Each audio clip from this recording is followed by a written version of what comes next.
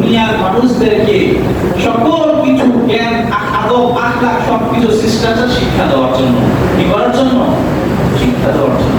আল্লাহ পাক রব্বুল আলামিন পবিত্র কোরআনে বলেন, লাকাদ কানা লাকুম ফি রাসূলিল্লাহি উসওয়াতুন হাসানাহ। যে আমার আপনার প্রিয় নবী তোমাদের জন্য, রাসূল আকরাম সাল্লাল্লাহু আলাইহি ওয়াসাল্লাম তোমাদের জন্য একটা উত্তম চরিত্র, উসওয়াতুন হাসানাহ, উত্তম চরিত্রের একটা উদাহরণ। উত্তম চরিত্র আমরা কার কাছ থেকে শিখব? রাসূলের কাছ থেকে শিখব। আল্লাহ রাসূল সাল্লাল্লাহু আলাইহি ওয়াসাল্লাম দুনিয়ায় আগমন করার পর বাতিল যত ফেরকা আছে, শিরক করে, কুফরি করে, ভক্তি পূজা করে, তাদের অন্তরসমূহ, তাদের দেশ, তাদের ভাষাসমূহ প্রকম্পিত হয়েছে। তো আল্লাহ রাসূল সাল্লাল্লাহু আলাইহি ওয়াসাল্লাম যখন তাশরীফ আনেন, ঠিক তার পরের দিন পারস্য রাজপ্রাসাদে ভূমিকম্প সৃষ্টি হয়। কোথায়? পারস্য। তখনকার পরাশক্তি, পারস্য শক্তিশালী একটা দেশ।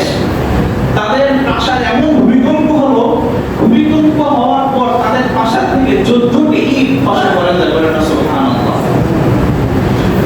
যখন এই অবস্থা দেখে তারা আশ্চর্য হয়ে গেল, কি ব্যাপার, এত মজবুত শক্তিশালী ইমারত থেকে কিভাবে ইট ভেঙে পড়ে গেল? যখন তাদের এক ধর্মযাজক স্বপ্নে দেখলেন যে আরব থেকে একটা ঘোড়া এক পাল উটকে নেতৃত্ব দিচ্ছে, তিনি স্বপ্নে দেখলেন কি একটা ঘোড়া এক পাল উটকে নেতৃত্ব দিয়ে আরব উপসাগর পেরিয়ে পারস্যের দিকে আসতেছে। আসার পর এই উটগুলো এক একটা উট এক এক দিকে ছড়িয়ে যাচ্ছে এবং এক একটা উট এক একটা দেশ, এক একটা জায়গা স্বাধীন করে সেখানে নেতৃত্ব দিচ্ছে। বলেন না সুবহানাল্লাহ। এই স্বপ্ন দেখার পর যখন তিনি জ্যোতিষীদেরকে ডাকলেন, জ্যোতির্বিদ্যা গবেষণা তাদেরকে ডাকলেন, তখন তারা অনেক গবেষণা করে তারা বললেন যে নিশ্চয়ই গতকাল রাতে এমন এক মহামানবের সৃষ্টি হয়েছে, এমন এক মহামানব দুনিয়ায় আগমন করেছেন, যিনি এই দুনিয়ার শিরক, বিদআত, কুফর সবকিছু কি করবেন? আদৃশ্য পরিষ্কার করে দেবেন। বলেন না সুবহানাল্লাহ। তারপর পারস্যে অগ্নিমণ্ডল সমাপ্তি হয়ে যায়, নিভে যায়। প্রাচীনকালে পারস্য দেশে কিছু মানুষ ছিল যারা অগ্নি পূজা করত। কি করত? অগ্নি পূজা করত। অগ্নি পূজা করার জন্য তারা বিশাল এক অগ্নিকাণ্ড সৃষ্টি করেছে, বানিয়েছে। তার প্রায় 1000 বছর যাবত জ্বলতেছে, কখনো 1 মিনিটের জন্য তা কি হয় নাই? বন্ধ হয় নাই, নিভে নাই। আল্লাহ রাসূল সাল্লাল্লাহু আলাইহি ওয়াসাল্লাম যখন জন্মগ্রহণ করলেন, এই রাসূলের দুনিয়া আগমনের উসিলায় সাথে সাথে সেই অগ্নিমণ্ডল নিভে যায়। সুবহানাল্লাহ। কারণ পারস্য উপসাগর আল্লাহ রাসূলের আগমনের সাথে সাথে শুকিয়ে যায়।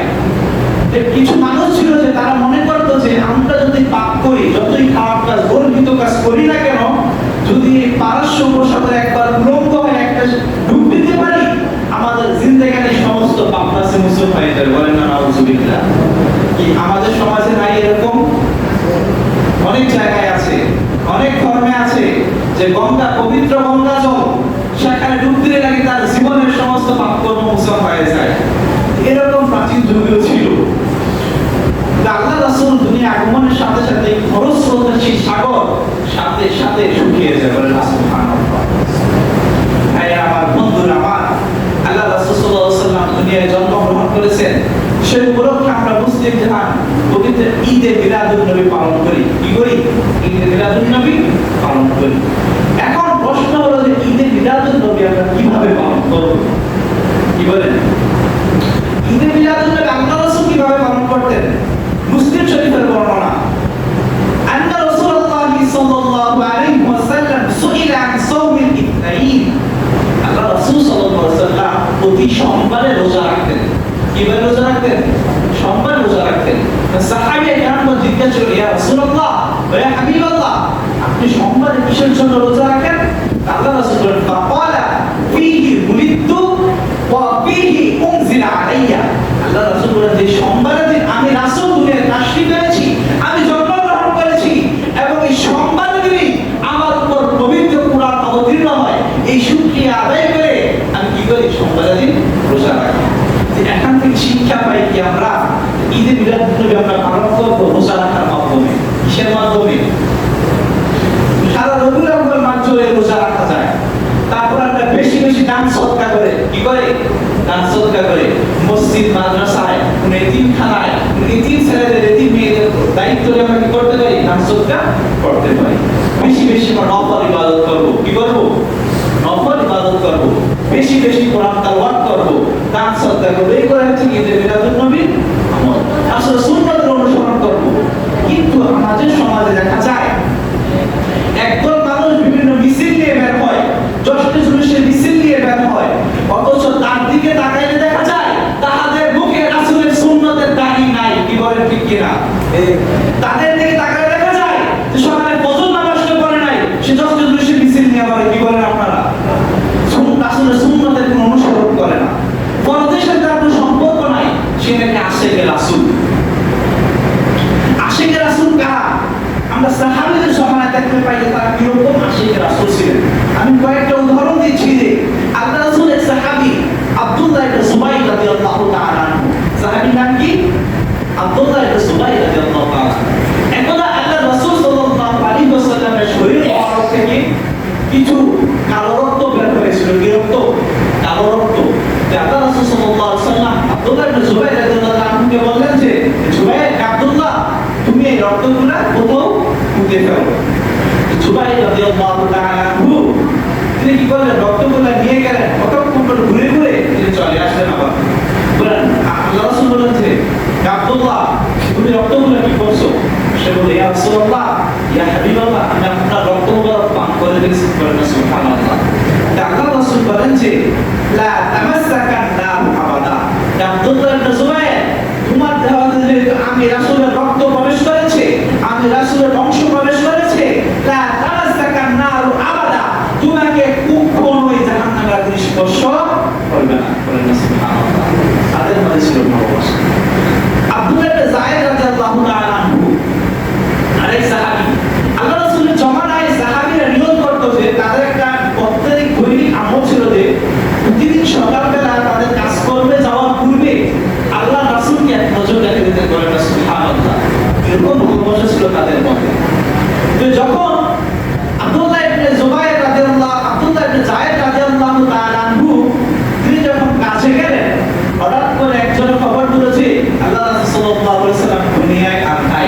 তিনি দুনিয়ায় নাই একটা কি করছেন? চলে গেছেন। তিনি সাথে সাথে কাজ করছেন, আল্লাহর কাছে দোয়া করলেন, ইয়া আল্লাহ, যেই চক্ষু মুবারক দিয়ে আমি প্রতিদিন আমার রাসূল সাল্লাল্লাহু আলাইহি ওয়াসাল্লামকে দেখতাম, কিন্তু আজকে দেখে আমি রাসূলকে দেখতে পারবো না। কিন্তু রাসূলকে দেখতে পারবো না, আমি এই দুনিয়ার কোনো কিছুকে দেখতে চাই না। আপনি আমার দুইটা চক্ষু অন্ধ করে দেন। বলেন সুবহানাল্লাহ। এই দোয়া করার সাথে সাথে দোয়া শেষ, আল্লাহ পাক রব্বুল আলামিন সাথে সাথে তার চোখ দুইটা বন্ধ করে দিলেন। এমনকি মৃত্যুর আগ পর্যন্ত দুনিয়ার কোনো কিছু আর দেখেন নাই। এরকম ভালোবাসা ছিল তাদের মধ্যে। অথচ আমাদের ভালোবাসা হচ্ছে জিলাপির সাথে, আমাদের ভালোবাসা বিরিয়ানির সাথে, আমাদের ভালোবাসা সিন্ধির সাথে। কি বলেন? সারাদিন আলোচনা হবে রাসূলের গুণগান হবে, কোরআন হাদিসের আলোচনা হবে, 10 জন 15 জন 20 জন মানুষের বেশি নাই। শোনা যায় যে বিরিয়ানি আছে, মসজিদে মাহফিলে টাটের জায়গা হয় না। কি বলেন? আমরা আশিকে রাসূল দাবি করি। ভাইরা আমার, বন্ধুরা আমার, উসমান রাদিয়াল্লাহু তাআলা আনহু এরকম আল্লাহ রাসূলকে ভালোবাসতেন। এখন উসমান রাদিয়াল্লাহু তাআলা আনহু আল্লাহ রাসূলকে দাওয়াত দিলেন, আল্লাহ রাসূল আপনি আমার ঘরে আসবেন, কিছু খাবেন। আল্লাহ রাসূল সাল্লাল্লাহু আলাইহি ওয়াসাল্লাম তার দাওয়াত রাখলেন এবং দাওয়াতে যাবেন। উসমান রাদিয়াল্লাহু তাআলা আনহু আল্লাহ রাসূলের পিছে পিছে হাঁটতেছেন। আর তিনি বর্ণনা করতেছেন আল্লাহ রাসূল সাল্লাল্লাহু আলাইহি ওয়াসাল্লাম কতটা কদম দিচ্ছেন, প্রতিটা কদম তিনি কি করছেন? ঘুরতেছেন। তখন আল্লাহ রাসূল বলেন, হে উসমান, তুমি কি করতেছো? তখন তিনি বলছেন, ইয়া রাসূলুল্লাহ, হে হাবিবাল্লাহ, আমি বলতেছি যে আপনি কতটা কদম দিয়ে, কতটা ত্যাগ দিয়ে আপনি আমার বাড়িতে যান। আপনি যতটা কদম দিয়ে আমার বাড়িতে যাবেন, আমি নিয়ত করেছি আমি ততটা গোলাম আল্লাহর রাস্তায় আযাদ করে দেব। বলেন না সুবহানাল্লাহ। কি হচ্ছে তাদের ভালোবাসা। অথচ আমরা তাদের মধ্যে কোনো নাচ গান সদকার মধ্যে নাচ আমলে কোনো দিক থেকে কি নাই। আমরা হুদাইবিয়ার সন্ধির সময় 628 খ্রিস্টাব্দ মক্কা থেকে একটা দূত আসছে মদিনায়। কোথা থেকে? মক্কা থেকে মদিনায় দূত আসছে। বুখারী শরীফের বর্ণনা। দূতরা এসে অনেক কিছু দেখলেন, দেখে যাওয়ার পর তিনি মক্কায় গিয়ে বলতেছেন, ও মক্কাবাসী, আমি দূত হিসেবে পারস্য, ইরান, ইরাক প্রায় অনেক দেশে গিয়েছি, কিন্তু মদিনায় মুহাম্মদুর রাসূলুল্লাহ সাল্লাল্লাহু আলাইহি ওয়াসাল্লামের দরবারে এমন কিছু দেখেছি যা পৃথিবীর কোনো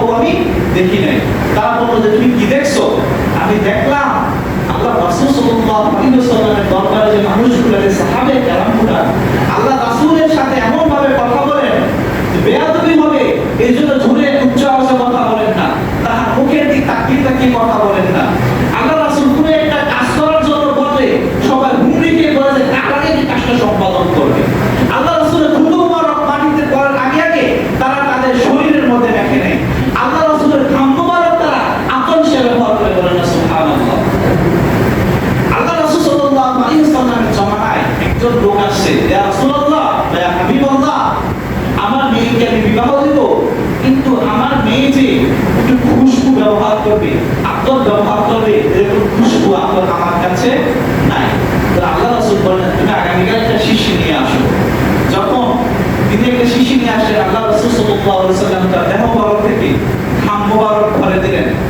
যখন ওই লোকটি গিয়ে তার মেয়েকে খুশবু হিসেবে ব্যবহার করতে দিলেন, হাদিসের কিতাবে পাওয়া যায় যে ওই ঘাম মুবারক এতই ঘ্রাণ ছিল যে যেই ঘ্রাণ অন্যান্য সমস্ত খুশবু থেকে এই ঘ্রাণটা ছিল শ্রেষ্ঠ ঘ্রাণ। আর এত সুন্দর ঘ্রাণ শুনে অত্র এলাকাবাসী ওই বাড়িটার নাম দিয়েছিল বাইতুল মুতবিন, সুগন্ধিময় ভিলা নামে অভিহিত করেছিল। এই তার আল্লাহ রাসূলের কত ভালোবাসতেন। তারপর আমরা উহুদ যুদ্ধের সময় দেখতে পাই যে আল্লাহ রাসূলের দুই একটা সাহাবী, হযরত হামজা রাদিয়াল্লাহু তাআলা, সাহাবীর নাম কি? হযরত হামজা রাদিয়াল্লাহু তাআলা, তিনি উহুদ যুদ্ধের জন্য বিয়ে করেছেন, মাত্র বিয়ে করেছেন। বিয়ের জন্য আল্লাহ রাসূল সাল্লাল্লাহু আলাইহি ওয়াসাল্লাম তাকে যুদ্ধ থেকে অব্যাহতি দিলেন, ছুটি দিলেন, তোমার যুদ্ধে যাওয়া লাগবে না, বিয়ে করেছো শুরু করে যাও। তো আল্লাহ রাসূল সাল্লাল্লাহু আলাইহি ওয়াসাল্লাম অন্যান্য সাহাবীদেরকে উহুদ প্রান্তরে গেলেন, যুদ্ধ শুরু হলো। হঠাৎ করে খবর আসলো যে আল্লাহ রাসূল সাল্লাল্লাহু আলাইহি ওয়াসাল্লাম শাহাদাত বরণ করেছেন।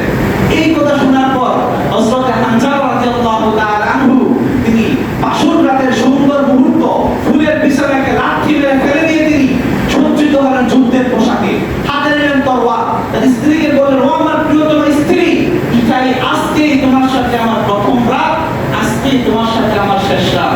যদি তুমি ধৈর্য ধারণ করতে পারো, কাল কিয়ামতের দিন জান্নাতে রাসূলের পাক সাল্লাল্লাহু আলাইহি ওয়াসাল্লামের কদম মোবারকের সামনে আল্লাহ রাসূল সাল্লাল্লাহু আলাইহি ওয়াসাল্লাম আমার এবং তোমার আবার পুনরায় বিবাহ করবেন, বলেন না সুবহানাল্লাহ। হামজা রাদিয়াল্লাহু তাআলা যুদ্ধের জন্য চলে গেলেন যুদ্ধের ময়দানে। যুদ্ধ করতেছেন, কাফেরদেরকে এক এক হত্যা করতেছেন। হত্যা করতে করতে করতে করতে তিনি কাফেরদের মধ্যে চলে গেলেন। চতুর্দিক থেকে কাফেররা আক্রমণ করলো, এক এক করে আঘাত করলো, এক এক করে আঘাত করে হামজা রাদিয়াল্লাহু তাআলা শহীদ হয়ে গেলেন। অতঃপর যুদ্ধ সমাপ্তি হয়ে গেল। একজন লোক দেখতেছে যে একটা মহিলা হাতে তার এখনো মেহেদি লাগানো, মেহেদি ঝুঁকায় নাই। ওই মহিলা আসতেছে, বলতেছে কোথায় আমার হানজালা, কোথায় আমার হানজালা। সাহাবায়ে কেরাম বলল, ও হানজালার স্ত্রী, তুমি তো খুবই ভাগ্যবতী, তোমার স্বামী যুদ্ধ করতে এসে শাহাদাত বরণ করেছেন। তখন তিনি দৌড়ে রাসূল আকরাম সাল্লাল্লাহু আলাইহি ওয়াসাল্লামের দরবারে গিয়ে বললেন, ইয়া রাসূলুল্লাহ, ইয়া হাবিবাল্লাহ, আপনার একটা বিধান, যারা শহীদ হয়, যারা আল্লাহর রাস্তায় শাহাদাত বরণ করে, আপনি তাদেরকে গোসল দেন না, গোসল দেওয়া ছাড়াই কাফন করিয়ে যারা যে দাফন করে দেন। আপনার কাছে আমার একটাই অনুরোধ, আপনি আমার হানজালাকে গোসল করাবেন, কেননা ওয়া কানা জুনুবান ফিল লাইল, গতকাল তার উপর গোসল ওয়াজিব ছিল, সে জুনুব ছিল, তার জন্য গোসল ওয়াজিব। আপনি তাকে গোসল দিয়ে তারপর কাফন করিয়ে দাফন করবেন। এই কথা বলার পর সাহাবীরা চতুর্পাশে হানজালার লাশকে, হানজালার দেহকে খুঁজতেছিল। অনেক খোঁজাখুঁজির পর হানজালার লাশকে আর পায় না। তখন তারা বলে, ইয়া রাসূলুল্লাহ, ইয়া হাবিবাল্লাহ, আমরা তো প্রান্তর প্রতিটা বস্ত্রখণ্ড, প্রতিটা পাহাড় খণ্ড খণ্ড খণ্ড করে খুঁজছি, কিন্তু হানজালার লাশ পাইনি। আল্লাহ রাসূল বললেন, ও আমার সাহাবীরা, তোমরা দুনিয়ার পানি দিয়ে আমার হানজালাকে গোসল করানো লাগবে না। কত ওয়াসালাত লাহুল মালাইকাতু বিমা'ই তাসনিম, আমার হানজালার শহীদরা আমার আল্লাহ এতই পছন্দ হয়েছে যে ফেরেশতারা মিছিল করতে করতে আমার হানজালার লাশকে জান্নাতের তাসনিম নামক নহরের পানি দিয়ে গোসল করে দিয়েছে, বলেন না সুবহানাল্লাহ। এই ছিল আল্লাহ রাসূলের প্রতি তাদের ভালোবাসা। অথচ আমরা আল্লাহ রাসূলকে বিভিন্ন মানুষরা অবমাননা করে, তাদের জন্য আমরা কথা বলতে চাই না, তাদের বিরুদ্ধে আমরা কথা বলতে পারি, আমাদের চাকরি চলে যাবে, আমাদের ব্যবসায় ক্ষতি হবে, আমাদের হত্যা করে ফেলবে, খুন করে ফেলবে। এই জন্য আমরা কি করি না, আল্লাহ রাসূলের বিরুদ্ধে, কোরআনের বিরুদ্ধে মানুষরা কথা বলে, তাদের বিরুদ্ধে আমরা কথা বলার সাহস পাই না। কি হচ্ছে আমাদের রাসূলের প্রতি ভালোবাসা? ওই আমাদের ভালোবাসা হচ্ছে বিরানি শিংনি জিলাপির মধ্যে সীমাবদ্ধ। রাসূলের সুন্নতের মধ্যে আমার ভালোবাসা নেই, রাসূলের আদব আখলাকের মধ্যে আমাদের ভালোবাসা নেই। অথচ আল্লাহ বলেছেন যে রাসূল হচ্ছে তোমাদের জন্য কি সর্বোত্তম চরিত্র। আর আমরা কাকে আমরা ফলো করি? আমরা একটা নায়ককে ফলো করি, নায়কের মতো চুলের কাটিং দেই, ওই অমুক খেলোয়াড় এমবাপ্পে, মেসি, নেইমার ওদের মতো আমরা চুলের কাটিং দেই। রাসূলের সুন্নতের ধারে কাছে আমরা নাই। কি বলেন আপনারা? বিশেষ করে আমার যুবক ভাইরা, রাসূলের সুন্নতকে আঁকড়ে ধরতে হবে। এখন জীবন গঠনের সময় আপনি দেখেন, আপনি যদি দুনিয়ার কোন মানুষকে আপনি মডেল হিসেবে গ্রহণ করেন, তাদের চরিত্রটা কিরকম?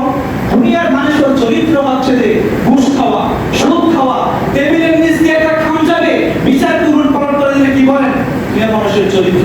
দুনিয়ার মানুষের চরিত্র প্রকাশ্যে ঈদ দিয়ে মানুষ হত্যা করার চরিত্র। কি বলেন আপনারা? অথচ আমার আল্লাহ রাসূলের চরিত্র যে আপনি গঠন করে আপনি দেখতে পাবেন যে আল্লাহ রাসূল সাল্লাল্লাহু আলাইহি ওয়াসাল্লাম যুবক বয়সে তিনি দেখলেন যে মক্কার মানুষরা শুধু শুধু কি করে বিভিন্ন মানুষকে ক্ষতি করে। এই জন্য তিনি মক্কার মানুষকে বিভিন্ন ক্ষতির হাত থেকে রক্ষা করার জন্য এলাকার যুবকদেরকে নিয়ে হিলফুল ফুজুল নামে একটা সংগঠন তৈরি করেছেন। আমরা গতদিন আলোচনা করেছিলাম হিলফুল ফুজুল বিভিন্ন মানুষের, অসহায় মানুষের ষড়যন্ত্র করার জন্য আল্লাহ রাসূল কি করেছেন? এই সংগঠনটা গঠন করেছেন। ভাইয়েরা আমার, বন্ধুরা আমার, আপনাদের কাছে আমার একটাই অনুরোধ যে আমরা আমাদের প্রত্যেকটা কাজের জন্য আমরা আমার রাসূলকে অনুসরণ করব। কি রাজি আছেন নাকি রাজি নাই? কারণ হাদিসে বর্ণনা আছে রাসূল পাক সাল্লাল্লাহু আলাইহি ওয়াসাল্লাম বলেন যে মান আহাব্বা সুন্নতি ফাকাদ আহাব্বানি, যে আমার সুন্নতকে ভালোবাসবে সে যেন আমি রাসূলকে ভালোবাসলো। ওয়া মান আহাব্বানি কানা মাইয়া ফিল জান্নাহ, আর যে ব্যক্তি আমার রাসূলকে ভালোবাসবে, আমাকে ভালোবাসবে, রাসূল বলেন যে সে জান্নাতে আমার সাথে থাকবে। সুতরাং যদি আমরা জান্নাতে যেতে চাই অবশ্যই আমার রাসূলকে ভালোবাসতে হবে। আর আমার রাসূলকে ভালোবাসতে হলে কি করতে হবে? আমার রাসূলের সুন্নতকে আঁকড়ে ধরতে হবে। এখন রাসূলকে আমরা কতটুকু ভালোবাসবো? হাদিস তেলাওয়াত করেছিলাম, জাদুল কদর সাহাবী আনাস ইবনে মালিক রাদিয়াল্লাহু তাআলা আনহু বর্ণনা করেন। তিনি বলেন যে আল্লাহ রাসূল বলেন লা ইউমিনু আহাদুকুম হাত্তা আকুনা আহাব্বা ইলাইহি মিন ওয়ালিদিহি ওয়া ওয়ালাদিহি ওয়ান নাসি আজমাইন। ও দুনিয়ার মানুষ, তোমরা ততক্ষণ পর্যন্ত পরিপূর্ণ ঈমানদার হবে না ততক্ষণ পর্যন্ত হাত্তা আকুনা আহাব্বা ইলাইহি মিন ওয়ালিদিহি ওয়া ওয়ালাদিহি ওয়ান নাসি আজমাইন। তোমার পিতা, তোমার সন্তান, এমনকি দুনিয়ার সমস্ত মানুষ থেকে আমি নবীকে বেশি ভালোবাসতে না পারবো। আমার নবীকে সকল কিছুর মূল্যে সবচেয়ে বেশি ভালোবাসতে হবে। তখন তুমি পরিপূর্ণ ঈমানদার হতে পারবে, আর ঈমানদার হলে তুমি জান্নাতে যেতে পারবে। আল্লাহ পাক রব্বুল আলামিন রাসূলের